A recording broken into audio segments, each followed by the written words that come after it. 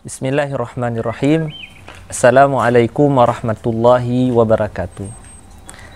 Innal hamdalillah nahmaduhu wa nasta'inuhu wa nastaghfiruhu wa nastahdih wa na'udzu billahi min syururi anfusina wa min sayyiati a'malina. Innahu man yahdihillahu fala mudhillalah wa man yudlil fala hadiyalah. Asyhadu an la ilaha illallah wahdahu la syarikalah wa asyhadu anna sayyidana wa nabiyyana wa imamana wa qudwatana Muhammadan Rasulullah sallallahu alaihi wasallam wa ala alihi wa sahbihi ajma'in, amma ba'du. Pendengar yang dimuliakan Allah Subhanahu wa taala, pertama sekali segala puji dan syukur hakikatnya milik Allah Subhanahu wa taala. Kemudian selawat beriringkan salam tidak pernah alpa kita panjatkan kepada baginda Rasulullah sallallahu alaihi wasallam. Dalam kesempatan yang sangat bernilai dan berharga ini, kita akan sedikit membahas tentang ketenangan hati. Pendengar yang dimuliakan Allah Subhanahu wa taala, dalam Al-Qur'an Allah Subhanahu wa taala berfirman, "Man 'amila salihan min dzakarin aw untha wa huwa mu'min falanuhyiyannahu hayatan thayyibah." Barang siapa yang berbuat amalan kehidupan dalam hidupnya, kebajikan dia cintai, kemudian dia terapkan dalam kehidupan sehari-hari, kemudian dia seorang yang beriman. Artinya ada juga orang yang berbuat kebaikan atas dasar kebaikan yang ada dalam diri orang tersebut, namun ia tidak beriman. Namun dalam penjelasan ayat ini, orang yang beramal sebuah amal kebaikan plus ia orang yang beriman, falanuhyiyannahu hayatan thayyibah, baik laki-laki maupun perempuan, maka Allah menjamin kehidupan yang baik dalam hidupnya. Ini sebuah janji Allah kepada kita yang beriman. Kemudian iman kita ini mendorong kita untuk berbuat kebaikan-kebaikan dalam hidup.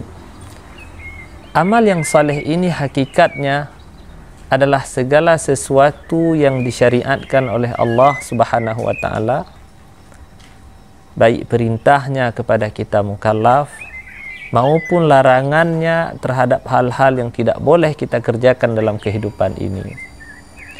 Jadi amal yang saleh itu apakah dalam bentuk ibadah kita kepada Allah, rukun-rukun Islam yang terus kita praktekkan dalam kehidupan kita sehari-hari, menunaikan salat. Apabila kita diberikan kemampuan oleh Allah Subhanahu wa taala dalam bidang finansial, kita menunaikan zakat, mengeluarkan hak-hak orang lain dalam kaitan membersihkan harta kita. Begitu juga ketika tibanya bulan Ramadan, kita mempersembahkan hari kita untuk berpuasa, malam kita untuk qiyam beribadah kepada Allah.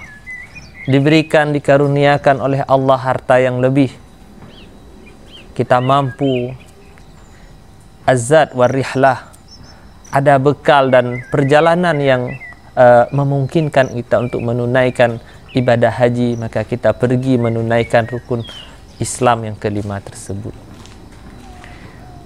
Kemudian juga dalam bidang muamalah, dalam kehidupan kita sebagai seorang mukmin, hadirnya kita di tengah masyarakat, orang lain nyaman dan aman di sekeliling kita. Karena hakikat orang mukmin ini, man salimal muslimuna biyadihi walisani. Orang mukmin sejati itu apabila hadir dalam sebuah masyarakat, dalam sebuah komunitas, dalam sebuah forum, orang sekelilingnya itu aman dan nyaman, bahagia dengan kehadirannya.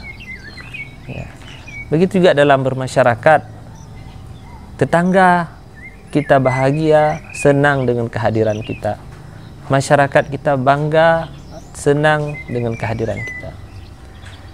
Dan banyak sekali bab-bab muamalah yang bagaimana Allah Subhanahu wa taala memerintahkan kita sebagai orang yang beriman. Jadi hakikatnya atau kesimpulannya, amalan yang saleh itu amalan yang sesuai dengan apa yang diperintahkan oleh Allah Subhanahu wa taala, ataupun masuk dalam kaedah umum apa yang Allah inginkan di balik syariatnya, sesuai dengan hikmah, sesuai dengan maksud daripada tasyri', sesuai dengan kebaikan-kebaikan, nilai-nilai, semangat yang ada di balik hukum-hukum yang sangat mulia ini. Kemudian begitu juga dengan hal-hal yang tidak baik, kita menolak, membenci dengan segenap hati kita kemungkaran, kezaliman dan sebagainya.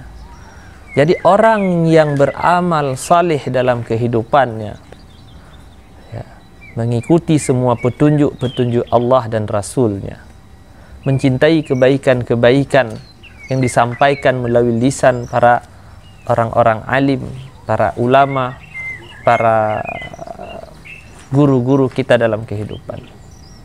Kemudian dia itu orang yang beriman, maka Allah janjikan kepadanya kehidupan yang baik. Di dunia ia mendapatkan kehidupan yang baik, tenang, tentram, ya, penuh dengan kebahagiaan. Di akhirat dia akan mendapatkan balasan yang sangat besar di sisi Allah Subhanahu wa taala. Hanya ini yang dapat kita sampaikan dalam kesempatan yang sangat mulia ini. Aqulu qauli hadza wa astaghfirullah li wa lakum. Wassalamualaikum warahmatullahi wabarakatuh.